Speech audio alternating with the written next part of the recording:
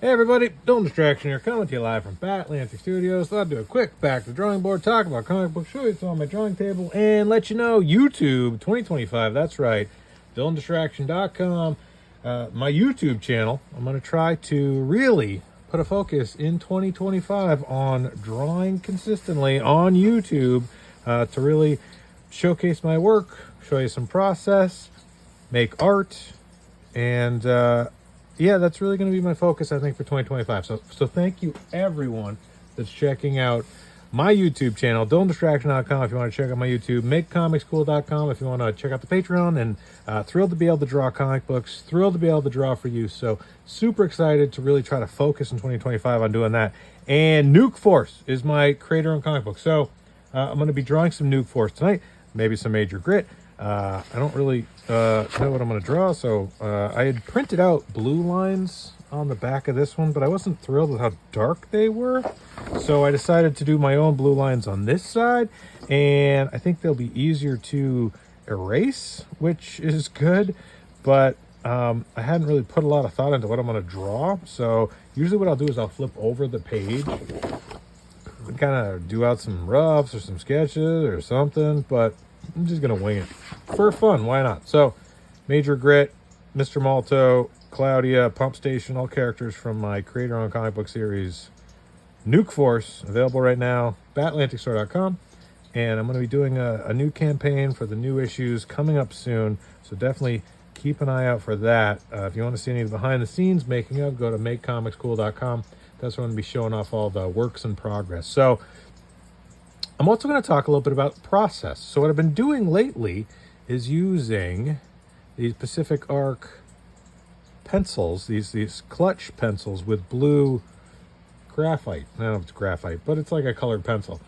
I like these quite a bit, but they don't erase that well. These are awesome too. The Pilot Color Eno. These are also blue. And what I like about these is you can get a little bit more a little finer tip, and these erase better. But the problem with these is that the graphite's real brittle, or the color pencil material is real brittle, so it snaps quite easily. So that's definitely a drawback for that one. But I like both of them, and I kind of switch back and forth depending on how I'm feeling. And when I ink over this, I'll just do blue line, and then I'll ink over it with pens. And I'll show you all the pens when I do all that. But when I ink over it, I can just remove the blue in the Affinity Suite and be able to keep the inks without having to do erasing, because nobody likes doing erasing. So what is this, you might ask? Well, what I wanted to do was have some sort of template that I could easily just kind of slap down. And you'll notice here, I have just notches I've cut out, and that will pretty much kind of show me where the trim is. So this is where I'd indicate where the trim is, just by marking like that in the four corners. All right, so that's the trim. I think you can see that there.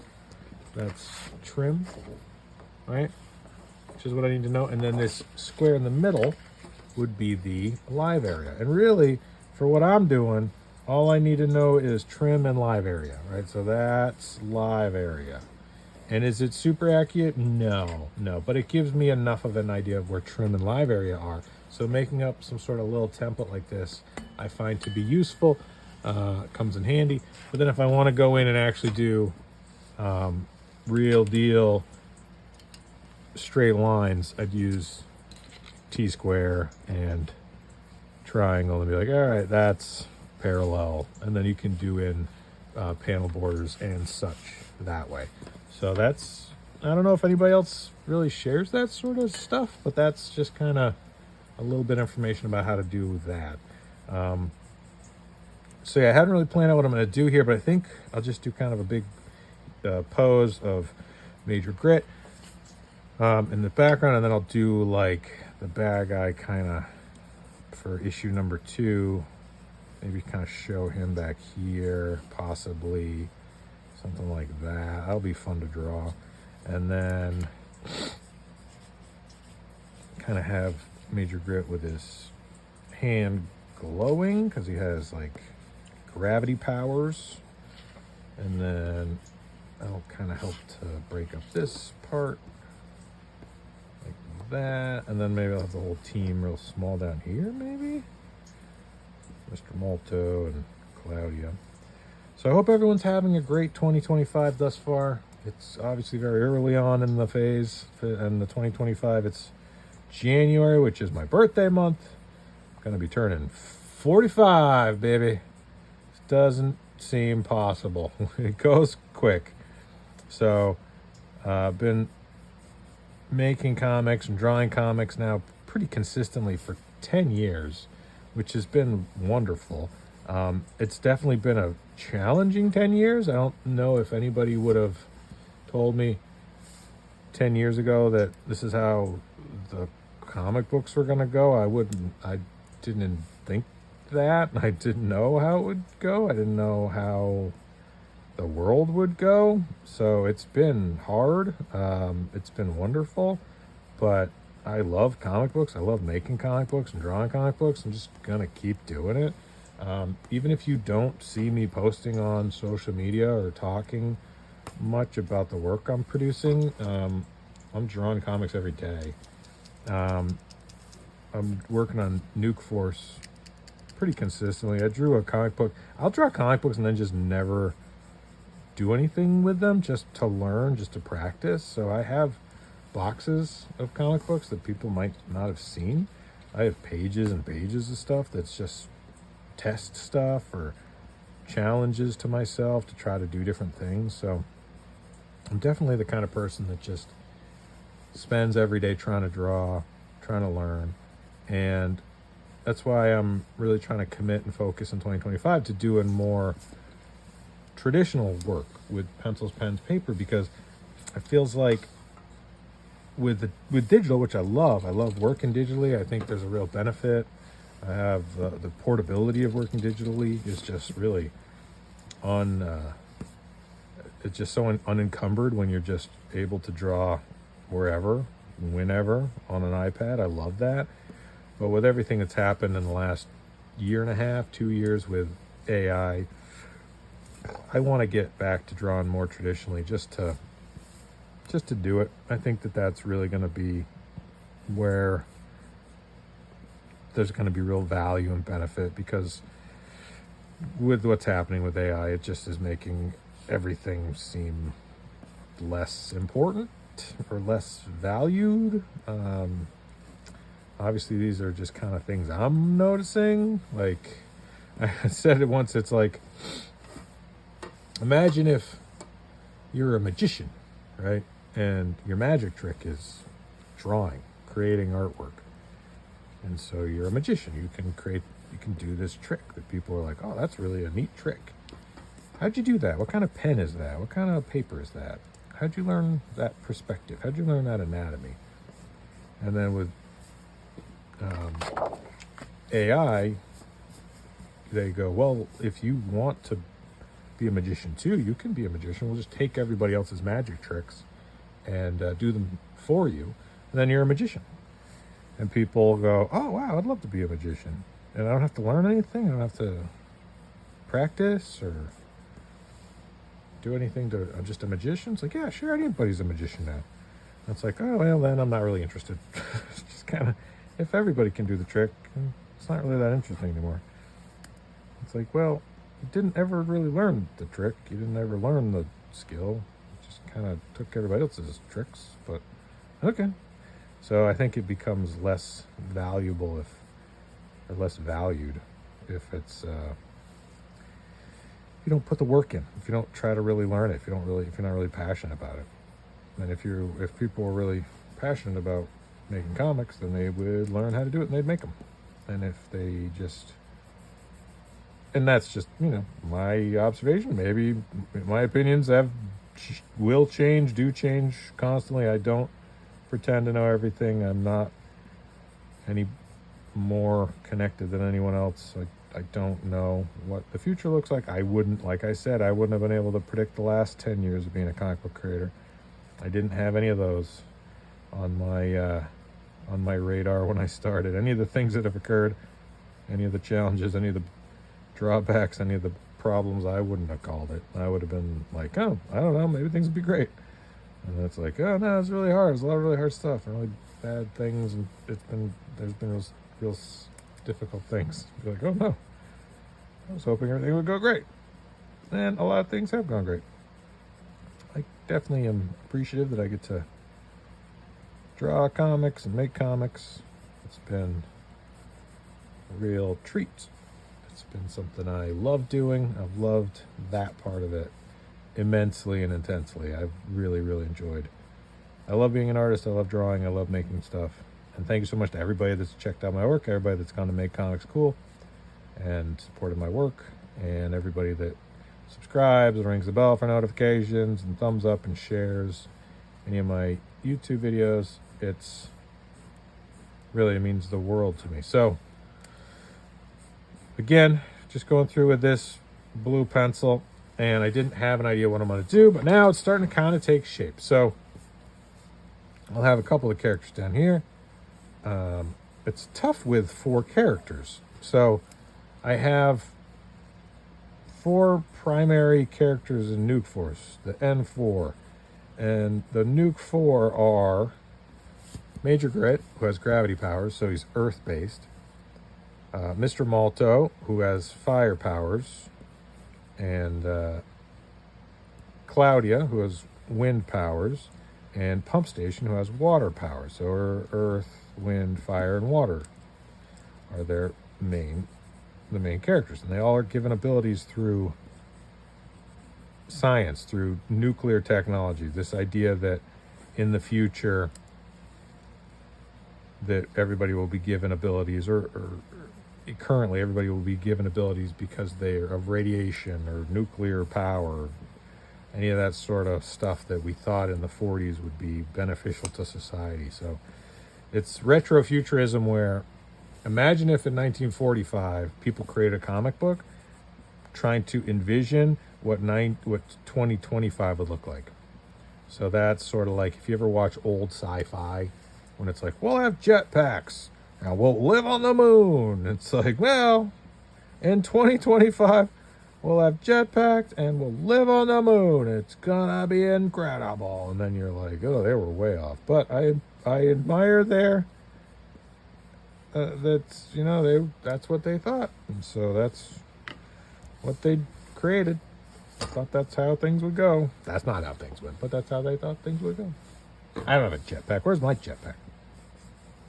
So retrofuturism, I love that sort of vintage modern sort of thinking. Vintage, modern, classic, retro, future, iconic, established, insane, lovable. I don't know. That's the kind of stuff I like. That's what Nuke Force is. Retro future, 1945, envisioning 2025. Again, just going through with this nice little pilot pencil and this Pacific Arc pencil.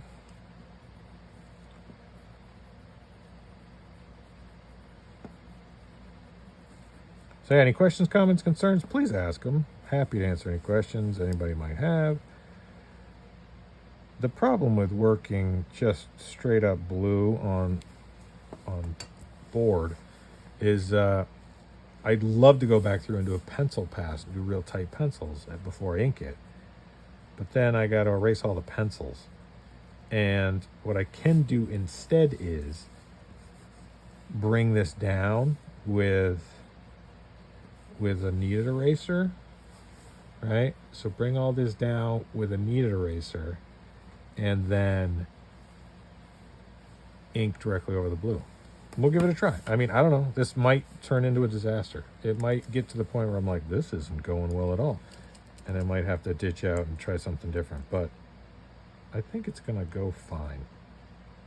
Or I think it's going to go however it goes. There has to be a little bit of an unpredictability to this stuff. Really been enjoying watching Daniel Warren Johnson's YouTube, showing his process. And you want to talk about a guy that just nails it.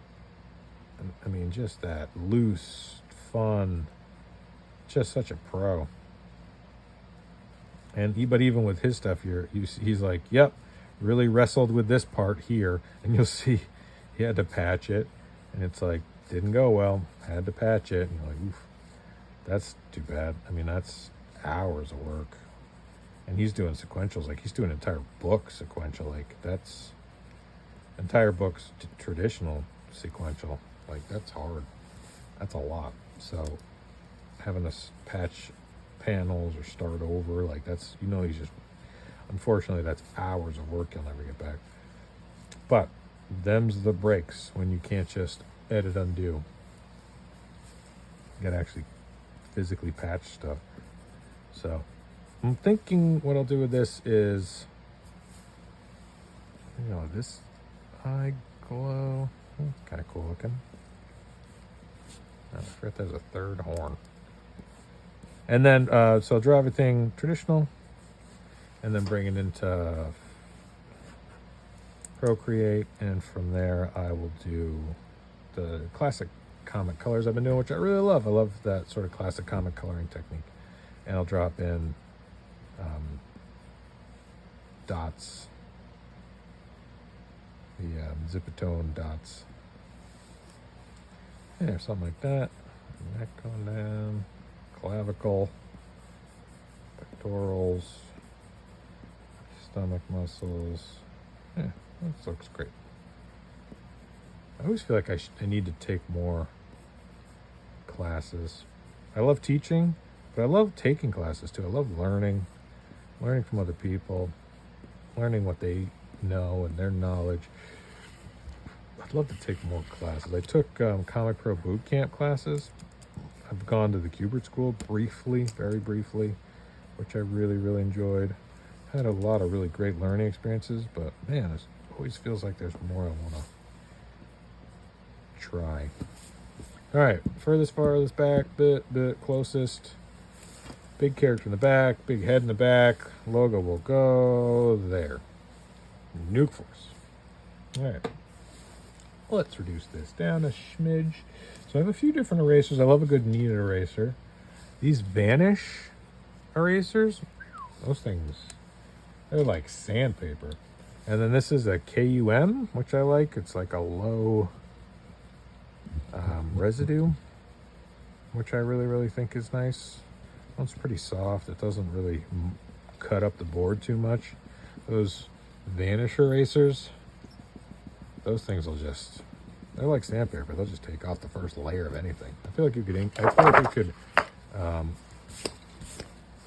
could erase inks with them.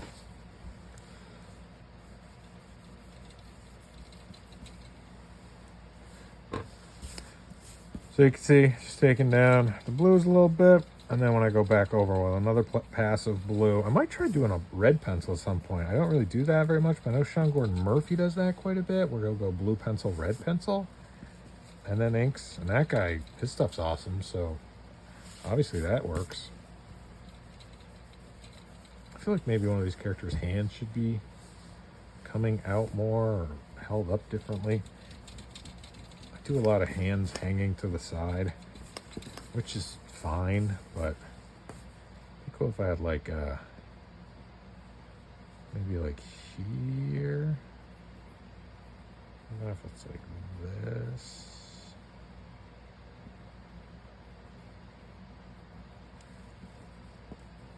More like one of those-ish.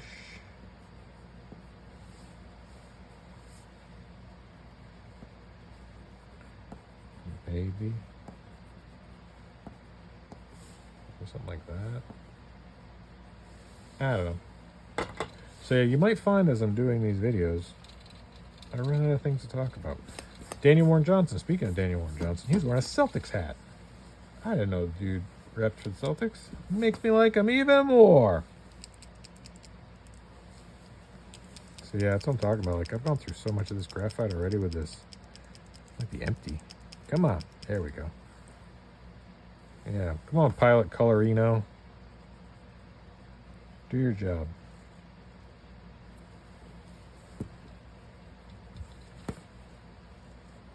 The other thing I will say is that often what I do is I'm in a rush to get to the inks because I'm, impatient. And in my, these things snap so much. And in my rush to get to the inks, I won't give the pencils enough attention, and so it won't, the pencils won't feel as resolved, and then I'll have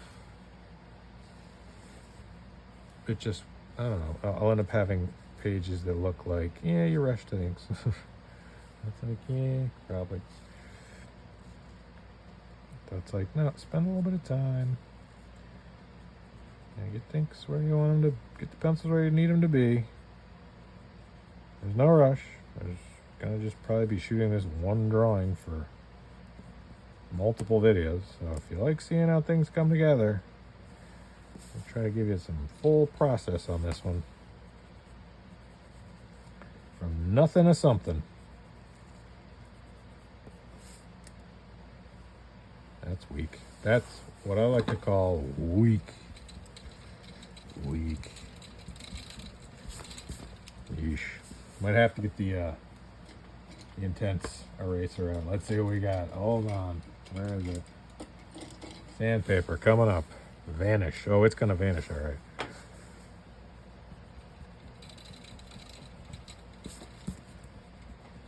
That's better.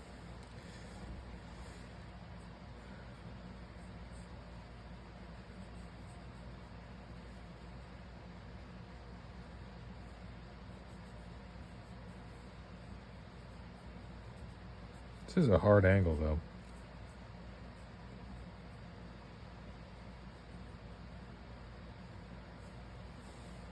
Yeah, that looks lame. Let me just go back to how it was. Maybe I'll have her hold it up like this. Yeah, that's better. Let's go with that. I love watching, back in the day, Jim Lee would do Twitch streams. And Jim Lee, obviously a master of the art form and one of the greatest pencilers of all time. But even sometimes he would get hung up on a pose or an angle. And you're like, even Jim Lee stinks at some of these things. And it's just one of those things, like, even if you've done it 100 times, and that guy, obviously, Jim Lee's done, drawn a million different things. Even he can get kind of hung up on something and have to rework it. There, that's better. Yeah, I'll have her hold her hand up like that, and then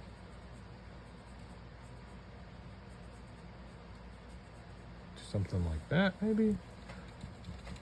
Maybe I'll have them do more like this.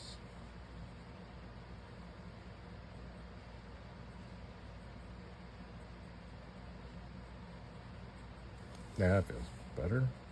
Does it? No, it doesn't feel bad. I'll get it.